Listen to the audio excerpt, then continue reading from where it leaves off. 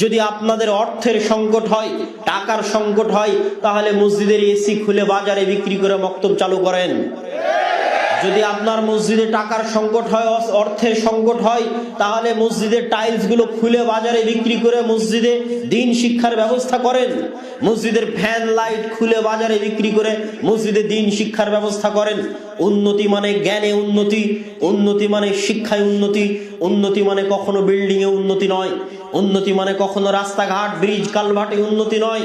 যদি রাস্তাঘাট ব্রিজ কালভার্টে উন্নতি হতো, তাহলে আজকে দুবাই পৃথিবী শাসন করত, তাহলে আজকে সৌদি পৃথিবী শাসন করত। কিন্তু দুবাই সৌদি পৃথিবী শাসন করে না, পৃথিবী শাসন করে আমেরিকা এবং ইউরোপ। কেন? আমেরিকা ইউরোপের দুবাইয়ের মতো বুর্জ খলিফা না থাকলেও আমেরিকা এবং ইউরোপের অক্সফোর্ড আছে, ক্যামব্রিজ আছে, জ্ঞান বিজ্ঞান এবং গবেষণায় বিশ্বের সর্বোচ্চ স্থানে মুসলমানদের চাইতে 500 বছর এগিয়ে আছে। আমি তাদের প্রশংসা করার জন্য নয়, আমি তাদেরকে উপরে উঠানোর জন্য নয়, এবং ঈমানওয়ালা মুসলমানদের ছোট করার জন্য নয়। কেননা ঈমানের মূল্য সকল কিছুর উপরে। ঈমান মানুষকে জান্নাতে নিয়ে যেতে পারে, কিন্তু আজ মুসলমানদের অধঃপতনের কারণ আর তাদের পৃথিবী শাসনের কারণ এটা নয় যে আল্লাহ তাদের উপর দয়া করেছে। কারণ এটা যে মুসলমানেরা সেই যোগ্যতা হারিয়েছে, সেই চেষ্টা মুসলমানেরা করেনি।